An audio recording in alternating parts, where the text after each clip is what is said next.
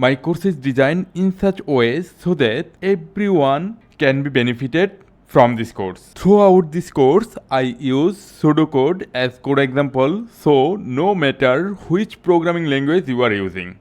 And I keep my example and every topic as simple as possible.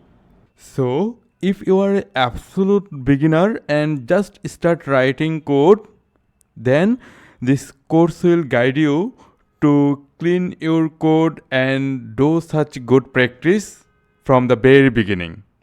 And I'm sure you will be grateful to this course to know such good practices on clean code from the very beginning of your coding journey.